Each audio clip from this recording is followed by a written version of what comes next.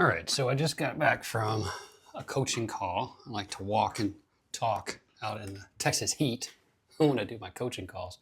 I am sweating, but I was just talking to this man, and right at the end of our call, he asked me, "Hey, Charlie, so I want to go on a trip with my kids, and my wife has concerns about germs. She has a concern about kids getting sick, about there being problems during travel, and I'm kind of inclined to just give in to her desire for me not to go. What should I do?" And so I asked him a few clarification questions about, did he want to go? Is this something that's important to him? Is it something that he can recognize his wife's fears while also honoring his desires? And he said, yeah, I think, all of those things are true. And I said, well, then here's what I'd say.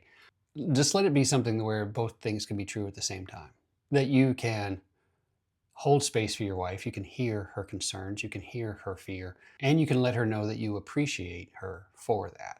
Because more than likely, she makes sure that you have food and water and paper plates and wet naps and sippy cups and all of the things that you need when you go on trips. Right? This is how she thinks. This is what she do. This is how she tries to provide for her family, keep her family safe, right? Be a good mom, a good mother, a good wife, a good woman, a good person, right? She is concerned about these things. She thinks about these things, and she wants to keep her children safe. And remember that, as connected as we can be with our kids as fathers, we didn't feel that child grow in our body. We didn't feel that child come out of our body, right? Like we didn't produce that child from our body the same way that she did. And so she's always going to have this mama bear connection with them where she's going to want to keep them safe. And right or wrong, she's always going to be a little, only she can do the job right? She's going to be a little suspect as to whether or not we can keep them safe, right? She's, in her mind, she's afraid that we're just going to lose one at the airport. And so that isn't a reflection on us, right? It's just that these are her concerns. So we can hold space for that. We can acknowledge those concerns, and we can also say thank you for always thinking about taking care of our kids. That I understand that this is you wanting to keep them safe, and right, and not but. Because if we say but in a sentence, it negates everything that came before. It's like saying I love you, but I appreciate all of that, and this is really important to me. This is something that I want to do. And I recognize that you're afraid, and I don't want that fear to rob me and the kids of being able to go places, being able to create memories together, being able to visit with grandparents, being able to create a bond between us. I don't want to be so safe that we don't live. Being truthful about that, being appreciative of it, honoring it, recognizing it, calling it out, right? Being able to talk it through. This is important. And also what's important is that if we defer to the other person too many times, right? All the time, then what happens is we start to become resentful. We start to feel like we don't get to make choices for ourselves, that our ideas aren't okay, that we're not trustable.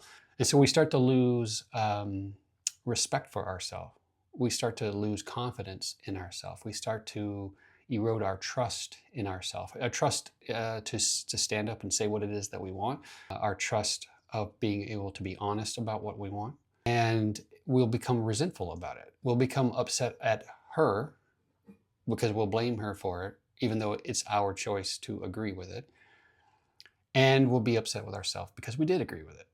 So it's really important for the health of the relationship that we be honest, and that we don't betray ourselves in trying to keep the peace. Because too many times, guys, that's what guys do, right? They'll say, well, she's upset. They try to manage her emotions. They try to keep the peace. They disregard themselves. They go with whatever she wants in order to just make her happy. But then he's miserable, and so she's not happy about that. And so it ultimately doesn't work out. It actually produces friction, an unhealthy relationship in the opposite direction.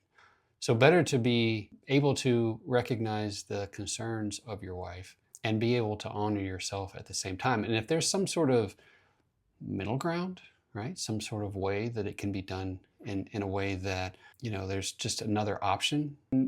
That's something that you can consider for yourself as well. Not to give in, not to give up, not to erode, but to just say, just to take a different look at it and ultimately still make a choice for yourself, because we always, always, always need to own ourselves. We need to own our thoughts, our beliefs, our feelings, our actions, right? Our attitudes. We need to own that for ourselves so that we can feel like we have agency in our life.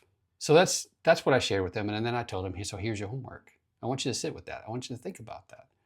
And then I want you to tell me what you come up with. Because there's no right or wrong answer to it, right? In terms of what you do, whether you go, whether you don't go. But the relationship that you have with yourself. Because you can't BS yourself. You can BS a lot of people, but you can't BS yourself.